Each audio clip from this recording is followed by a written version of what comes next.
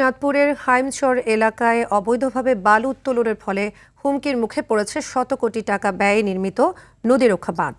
এরই মধ্যে নদীগর্ভে বিলীন হয়ে গেছে একটি খেলার মাঠ। এ ঘটনায় পানি উন্নয়ন বোর্ডকে সংশ্লিষ্ট থানায় মামলা দায়ের করার পরামর্শ দিয়েছেন উপজেলা নির্বাহী কর্মকর্তা। চাঁদপুর থেকে শরীফ চৌধুরীর পাঠানো তথ্যচিত্রে আরও জানাচ্ছেন সাকিব আল হাসান। 72 ঘন্টা ময়েশ্চার লক সমৃদ্ধ লিলি বডি ওয়াশ শিয়া বাটারের গুডনেস স্কিন রিপেয়ার করে রাখে সফট ও গ্লোয়িং। একদিন আগে যেখানে ফুটবল টুর্নামেন্ট অনুষ্ঠিত হয়েছিল, পরদিন নদীগর্ভে বিলীন হয়ে গেছে সেই মাঠ। হুমকির মুখে পড়েছে বিস্তীর্ণ ফসলি জমি।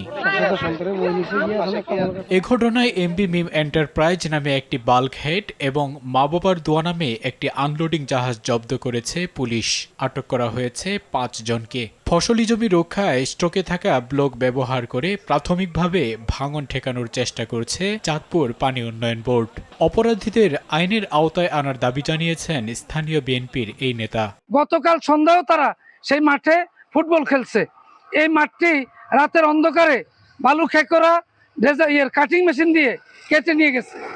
এই কেটে নিয়ে যাওয়ার পর এখন ভয়ঙ্কর ভাঙনের সৃষ্টি হয়েছে। যারা এই বালু কাটার সাথে জড়িত তাদের দৃষ্টান্তমূলক বিচার প্রার্থনা করছি।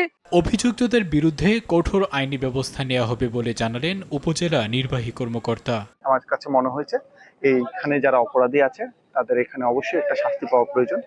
আমি পানি উন্নয়ন বোর্ডকে, বিশেষ করে পানি উন্নয়ন বোর্ডে যারা প্রতিনিধি আছে তাদেরকে আমি বলেছি এবং পরামর্শ দিয়েছি সংশ্লিষ্ট থানায় যাতে ওরা নিয়মিত মামলা দায়ের করে। যে অংশটা ক্ষতিগ্রস্ত হয়েছে, পানি উন্নয়ন বোর্ডের এক্সেন মহোদয়ের সাথে আমি যোগাযোগ করে এখানে আপাতত প্রাথমিকভাবে আমাদের কিছু ব্লক ফালানো হচ্ছে, যাতে এই যে ভাঙনটা হয়েছে সেটা যাতে আর বৃদ্ধি না পায়।